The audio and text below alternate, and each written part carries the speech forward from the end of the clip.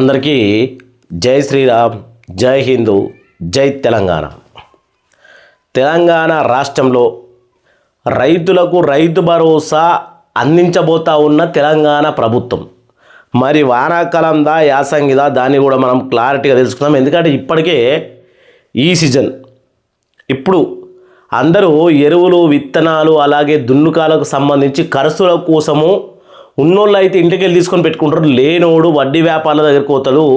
ఇక ఇంట్లో మన మాసం తులం ఉంటే తీసుకుపోయి బ్యాంకులో కూదబెట్టుకొని వ్యవసాయం మొదలుపెట్టే నెల జూన్, జూలై. మరి ఇట్లాంటి టైంలో ఖచ్చితంగా గవర్నమెంటు అందరికీ పెట్టుబడి సాయం కింద రైతు భరోసా ఇవ్వాల్సిన టైం. ఏ రైతు భరోసా ఇవ్వబోతా ఉంది? రైతు భరోసా ఇవ్వబోతున్నట్టు రెవెన్యూ చట్టం అంటే మనకు ఏదైతే ఇప్పుడు సంబంధించినటువంటి రైతు భరోసా ఇచ్చే దాంట్లో విధానాలు కొన్ని మార్పులు చేసినట్టు ఒక అప్డేట్ అయితే రావడం జరిగింది. వీడియోను ఎండ్ వరకు చూసి మీ అభిప్రాయాన్ని కామెంట్ చేసి, ఇప్పుడు తెలంగాణ రాష్ట్రంలో అన్ని జిల్లాలల్లో మసాలాలు బరాబరి అందుతున్నాయా? మీకు ఎరువులకు సరిపడట్టు డబ్బులు మన దగ్గర ఉన్నాయా? ఇప్పటికి ఇంకా కొంతమంది ఏమంటా ఉన్నారు, యాసంగి రైతు భరోసా వల్లేదు. ఒకటి. రెండోది, ఏదైతే మనకు యాసంగి పండించిన వడ్లు ఇంకా కొనుగోలు కాలేదని మాట్లాడుతూ ఉన్నారు. దాని మీద కూడా మీరు కామెంట్ చేయాలని కోరుకుంటా ఉన్నా. వీడియోను చివరి వరకు చూడరు, ఎందుకంటే రైతే రాజు, రైతు దేశానికి వెన్నుముక్క. రైతు లేకపోతే అసలు మనము 5 వేళ్ళతోటి అన్నమే తినము అని మాట్లాడతారు. ఓన్లీ స్టేజ్ల మీద మాట్లాడడము, మైకుల ముందర మాట్లాడడం మట్టుకే రైతు జీవితం మిగిలిపోతూ ఉందని ఎంతోమంది ఏడుస్తూ ఉన్నారు. కొంతమంది అయితే వాళ్ళ ప్రాణాలు కూడా వదిలిస్తూ ఉన్నారు. అప్పుల బారిన పడి ఒక రైతు 20,000, 30,000 బ్యాంకులో అప్పు ఉంటే సంవత్సరం లోపు వడ్డీ కట్టకపోతే ఇంటికి 3 సార్లు తిరిగే ఈ రోజుల్లో విజయ్ మాల్యా అటువంటోడు 1,000 కోట్లు, లక్షల కోట్లు ఎగ్గొట్టి ఎక్కడో ఉంటా ఉన్నాడు. కానీ వాళ్ళకు కనీసం చిన్న అరెస్టు కూడా కాదు. ఎందుకోసం మరి? దేశంలో ఆర్థిక వ్యవస్థలో ఒక కుంభకోణం చేసినటువంటి వ్యక్తిని పట్టుకోరు. కానీ రైతులకు 24 గంటల ఫోన్లు కావాలంటే ఇంటికి వచ్చి తాళాలు ఇస్తారు, లేకపోతే ఏదో ఒక రకంగా చేసి రైతుల దగ్గరికి వెళ్ళి, మామూలు ప్రజల దగ్గరికి వెళ్ళి డబ్బులు మాత్రం వసూలు చేస్తారు. ఇది మన భారతదేశంలో ఉన్నటువంటి ఒక దౌర్భాగ్యం అని చెప్పచ్చు. మాట్లాడుకోవడానికి మాత్రమే రైతులు. అయ్యో, మార్పులు ఇవే. ముందుగా ఎందుకు చెప్తున్నా అంటే, కొంతమందికి పని ఉంటుంది, చాలా ఇంపార్టెంట్ పని కాదు. మన వీడియో పక్కకు పెట్టి రీల్స్ చూడాలి, లేకపోతే అది చూడాలి, ఇది చూడాలి, అంత తొక్కదో ఏదో ఉంటుంది వేరేగా. కానీ ఈ వీడియో వల్ల మనకు లాభం ఉన్నదా అని అనుకొని ఆలోచించేటోళ్ళు వీడియోని చూస్తారు చివరి వరకు. ఇక్కడ ఆధార్ లింక్ పెట్టాలని చెప్తా ఉన్నారు.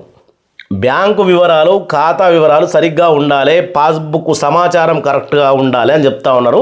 దీని గురించి మీరు తెలుసుకోవాలంటే వీడియోని మాత్రం చివరి వరకు చూడక తప్పది. ఓపిక లేని వాళ్ళు ఇప్పుడే బంద్ చేసుకున్నా ప్రాబ్లం ఏం లేదు మనకు. రైతు భరోసా, రైతులకు గుడ్ న్యూస్. ఇక రైతు భరోసా నిధులు విడుదలకు రంగం సిద్ధమైందట. రైతు భరోసా నిధులు విడుదలకు రంగం సిద్ధమైంది. ఇవి ఎప్పటికీ ఆనాకాలంయా, యాసంగియా, ఇది మనం తెలుసుకోవాలి. అలాగే దీనికి సంబంధించిన పూర్తి వివరాలు తెలుసుకుంటాము. కొంచెం వీడియో లెంత్ అయినా సరే అందరికీ అర్థమయ్యే విధంగా ఉంటుంది. తెలంగాణ రైతులకు, ఫార్మర్స్కు ప్రభుత్వం మరో శుభవార్త అందించేందుకు సిద్ధమవుతా ఉంది.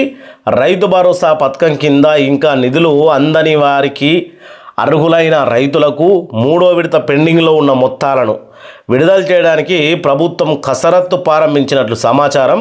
ఇప్పటికే 2 విడతల్లో 1,000 కోట్ల రూపాయలను రైతుల ఖాతాల్లో జమ చేసిన ప్రభుత్వం, మిగిలిన అర్హులైనటువంటి రైతులకు కూడా నిధులు అందించాలనే లక్ష్యంతో చర్యలు వేగవంతం చేస్తూ ఉందట. రైతులకు సాగు పెట్టుబడి సాయం అందించేందుకు రూపొందించినటువంటి రైతు భరోసా పథకంలో రాష్ట్రంలో కీలక సంక్షేమ కార్యక్రమంగా కొనసాగుతుంది. ఈ పథకం కింద ఎకరానికి 6,000 చొప్పున ఆర్థిక సాయం అందిస్తూ ఉన్నారు. ప్రభుత్వం మొత్తము సుమారు 9,000 కోట్ల రూపాయలను 3 విడతల్లో విడుదల చేయాలని నిర్ణయించింది. ఎప్పుడు నిర్ణయించింది? యాసంగి పంట వేసే ముంగట నిర్ణయించినటువంటి లెక్క ఇది. ఇంకా ఇప్పటి వరకు 3వ విడత రాలేదని గవర్నమెంట్ చెప్తా ఉన్నది. దీని మీద ఏమనుకోవాలి? అది అందుకనే మన భారతదేశంలో అడుగులో ఉన్నోడు అడుగుబట్టిపోతూ ఉన్నాడు, ధనవంతుడు ఇంకా శ్రీమంతుడు అవుతా ఉన్నాడు. ఇది మన యొక్క దురదృష్టం. రైతు భరోసా ఇప్పటికే 2 విడతల్లో భారీ నిధులు జమ చేసిందట. మార్చి నెలలో ప్రారంభమైనటువంటి రైతు భరోసా నిధులు పంపిణీలో తొలి విడత 1000 కోట్ల రూపాయలను రైతుల ఖాతాల్లో జమ చేశారు. అనంతరం 2వ విడతలో కూడా భారీ మొత్తాన్ని విడుదల చేసింది. లక్షలాది మంది రైతులకు లబ్ధి చేకూర్చాలని 2 విడతల ద్వారా రాష్ట్రంలో అధిక శాతం అర్హులైనటువంటి రైతులు ప్రయోజనం పొందుతున్నారు. అయితే భూమి రికార్డులు పరిశీలన, పంట నమోదు, అలాగే సర్వే అర్హతల ప్రకారము ధృవీకరణ వంటి కారణాలతో కొంతమంది రైతులకు నిధులు జమ కాలేదని తెలుస్తూ ఉంది. ఏమేమిటి కనబడతా ఉంది ఇక్కడ? సర్వే, పంటల సర్వే అంటే మనం కేర్ కూడా చేయం. వాస్తవానికి గవర్నమెంట్ పెట్టిన రూల్స్ అది. ఎందుకు పెట్టింది అంటే అగాధము పంట ఉన్నదా లేదా, మరి ఏం పంట పెట్టినాం, బీడు ఉన్నదా, రాళ్ళు ఉన్నాయా, లప్పలు ఉన్నాయా, నీ పేరు మీద భూమి ఉంది కరెక్టే, భూమిలో పంట ఉందా లేదా, ఉంటే ఏం పంట ఉన్నది, లేకపోతే బీడు ఉందా, లేకపోతే గుట్టరాలు ఉన్నాయా, లేకపోతే అట్టిగా నిడిచిపెట్టినావా, ఇవి తెలియకపోతే శ్మశానాలకు, రింగు రోడ్లకు, వెంచర్లకు, ఇంకా చూసుకుంటే రోడ్లకు, గ్రామ పంచాయతీలో ఉన్నటువంటి భూములను కూడా పట్టా చేసుకొని తిమింగలాలు మింగేస్తూ ఉన్నాయి. అటువంటప్పుడు మరి పంట సర్వే చేయడంలో ఎలాంటి తప్పు లేదు. అందుకనే సర్వేలప్పుడు నేను ఈ పంట పెట్టిన, నేను పలాని రాములను, పలాని నరసింహులను, పలాని ఎల్లయ్యను, మల్లయ్యనని మన పేరు రాపించుకోకపోతే ఈ సర్వేలో మన పేరు రాదు. అప్పుడు రైతు భరోసా రాదు. తప్పు ఎవరిది అంటే మనది, ఈడ మనది ఈ సర్వేల కాడ. ఇక అర్హతల ధృవీకరణ వంటి కారణాలతోటి కొంతమంది రైతులకు ఇంకా నిధులు జమ కాలేదని తెలుస్తూ ఉంది. ఈ నేపథ్యంలోనే మిగిలిన అర్హులైనటువంటి రైతుల వివరాలు కూడా అధికారులు మరోసారి పరిశీలిస్తున్నట్టు సమాచారం. అర్హుల వివరాలు ఇంకేం పరిశీలిస్తారు? అర్హులు అని అంటే కథం వేసేయాలి. రైతుకు 6,000 రూపాయలు వేయాలంటే గిన్నిసార్లు ఆలోచించే ప్రభుత్వం కొన్ని ప్రాజెక్టుల వల్ల, కొన్ని తీసుకునే నిర్ణయాల వల్ల కొన్ని 1000 కోట్లు ప్రభుత్వానికి గండిపడతా ఉన్నది. మరి దాని గురించి ఎప్పుడు ఆలోచించరు, అంతేనా కాదా? ఇప్పుడు వానాకాలం పంటలు మొదలుపెట్టిర్రు, దున్నుకాలు లేక వడ్డీ వ్యాపార దగ్గరికి పోయి కర్రో మొర్రో అని కాళ్ళు మొక్కి వడ్డీ 3 రూపాయలు, 4 రూపాయలు, 5 రూపాయలు తెచ్చుకొని వాళ్ళు పండించిన పంట ఈ వడ్డీ కట్టుకోనికే సరిపోతూ ఉంది. ఎందుకంటే ఊళ్ళో ఇజ్జతి కోసం బతుకుతారు కాబట్టి పంటడు పెట్టుడు కూడా ఇజ్జతి కోసమే అయిపోతూ ఉంది. రైతు భరోసా 3వ విడత నిధులు విడుదలకు సన్నాహాలట. ప్రభుత్వ వర్గాల సమాచారం ప్రకారం పెండింగ్లో ఉన్నటువంటి రైతు భరోసా మొత్తాలను త్వరలోనే విడుదల చేసే అవకాశాలు కనిపిస్తూ ఉన్నాయి. అర్హత కలిగిన రైతు జాబితాను తుది రూపు ఇవ్వడానికి వ్యవసాయ శాఖ, రెవెన్యూ శాఖ, వ్యవసాయ శాఖ, రెవెన్యూ శాఖ అధికారులు సమన్వయంతో పనిచేస్తూ ఉన్నారు. అన్ని వివరాలు పూర్తయిన వెంటనే నిధులు నేరుగా రైతుల అకౌంట్లో జమ కానున్నాయని ప్రభుత్వం నుంచి ప్రతి అర్హత ఉన్న రైతుకు రైతు భరోసా అందించాలని స్పష్టము చేస్తూ వస్తుంది. అందుకే వివాదాస్పద భూములు ఏమైతే ఉంటాయో రికార్డులో వాటి లోపాలను, కేసులను కూడా ప్రత్యేకంగా పరిశీలిస్తున్నట్టు తెలుస్తూ ఉంది. ఈ వివాదాలలో ఉండే భూములు చిన్నోళ్ళే అయితే ఉండేవి, మామూలు రైతులు అయితే ఉండేవి. పెద్ద రాజకీయ నాయకులై పేరు చెప్పిన వాళ్ళు వీళ్ళై ఉంటే వాళ్ళ కోసము ఉన్నోళ్ళందరినీ ఆపుతారా? ఇదెట్లా? యాసంగి అయిపోయి ఈ జూన్ జూలైలో వానాకాలం రైతు భరోసా పడాలి, కానీ ఇంకా వాళ్ళే. ఇది జరుగుతూ ఉంది. ఇవి అర్హతలు, ఇవి నిబంధనలు. రైతు భరోసా నిధులు జమ కాకపోతే ఏమి చెయ్యాలి? ఇప్పటికే రైతు భరోసా నిధులు అందని రైతులు తమ భూమి రికార్డులు, ఆధార్ లింకు, అలాగే బ్యాంకు ఖాతా వివరాలు, పాస్బుక్ సమాచారాన్ని పరిశీలించుకోవాలని అధికారులు సూచిస్తూ ఉన్నారు. అవసరమైతే స్థానిక వ్యవసాయ అధికారులు, అదే రెవెన్యూ అధికారులను సంప్రదించాలని, వాళ్ళ వివరాలను సరిచేసుకోవచ్చని చెప్తా ఉన్నారు. ఎన్నిసార్లు మనం చెప్పినాం? ఆధార్ లింకు కావాలి బ్యాంక్ ఖాతాకు.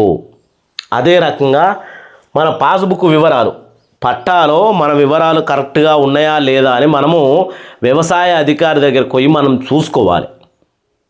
కానీ మనకు అంత టైం లేదు కదా. టైం లేదు కానీ గవర్నమెంట్ని బదనాం చేస్తే యాడికెళ్ళి మన సోమరిపోతనం వదిలి మనము ఇల్లు వదిలి పని కోసం పోయి అంటే వ్యవసాయ అధికారి దగ్గరికి, మండలాధికారికి, అలాగే దీనికి సంబంధించినటువంటి అందరి దగ్గరికి తిరిగి ఈ బ్యాంక్ ఖాతా వివరాలు ఇవన్నీ సరి చేసుకుంటే డబ్బు లాంటివి పడతాయి.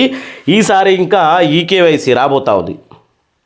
రైతు భరోసా కావాలన్నా, పెన్షన్ కావాలన్నా ఈకేవైసీ అంటే ఫింగరు, నువ్వు ఫలాని మనిషివి, ఫలాని ఊరు, ఫలాని లెక్క అని వెరిఫికేషన్ కాకపోతే నీకు అర్హత ఉండదు అనేది స్పష్టంగా కనబడతా ఉంది.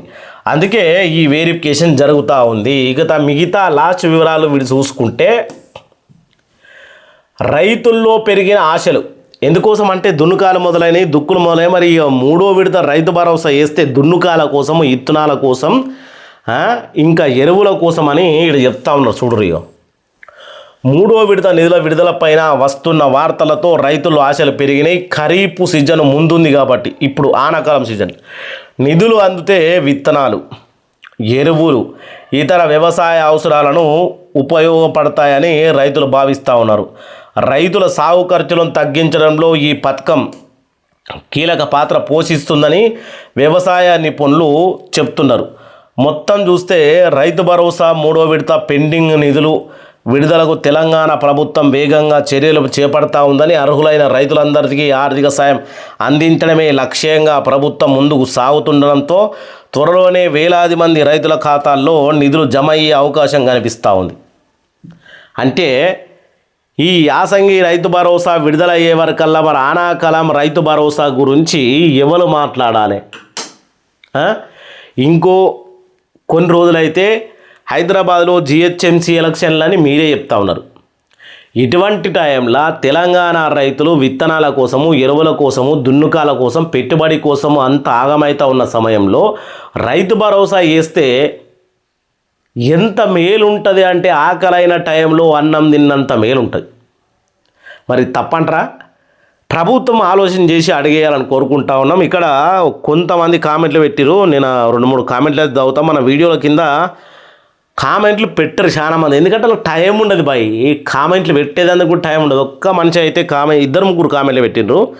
ఆ 2-3 పెట్టిన దాంట్లో మెయిన్ కామెంట్లు చూద్దాం మనం ఇప్పుడు. ఒక కామెంట్ వచ్చేసి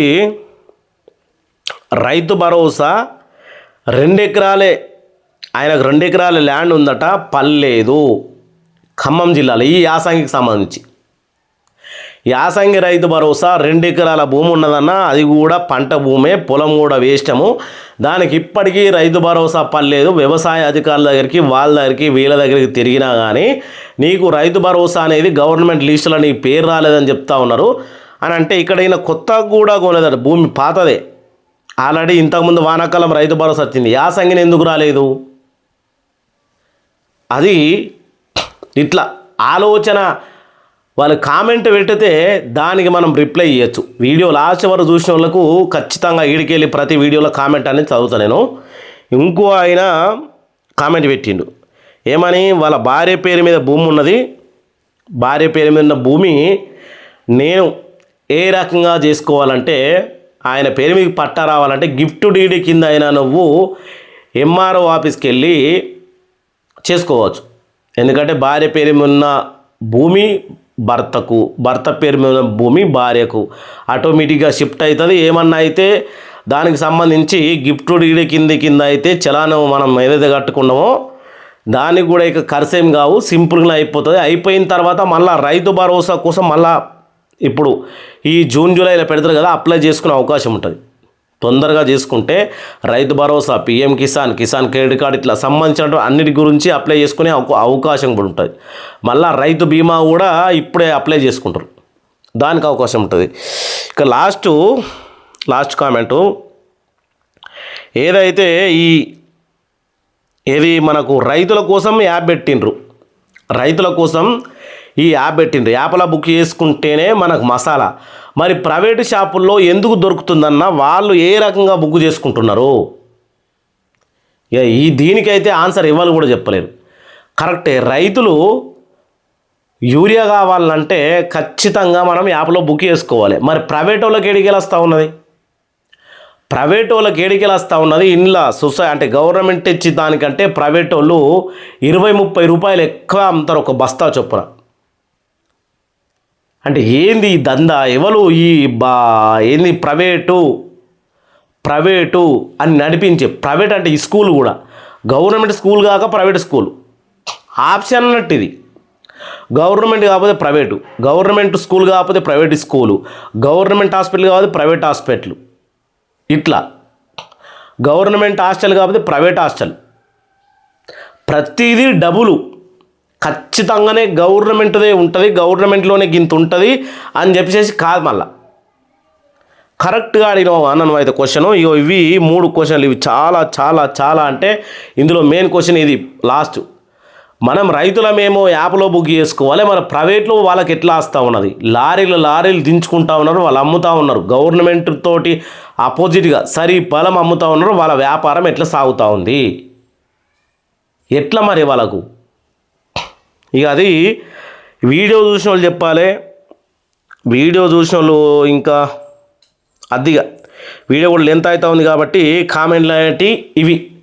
మీ అభిప్రాయాన్ని కూడా క్షుణ్ణంగా మీకున్న బాధలు కూడా కామెంట్ చేయాలని కోరుకుంటా ఉన్నా. ఈ బాధలు ఇంచుమించు 20,000 మంది అన్న మన వీడియో చూస్తారు కదా, వాళ్ళందరికీ చేరుతుంది. అప్పుడు అర్థమవుతుంది ప్రైవేట్ అంటే ఏంది, గవర్నమెంట్ అంటే ఏంది అని. జై శ్రీరామ్, జై హిందూ, జై రైతన్న.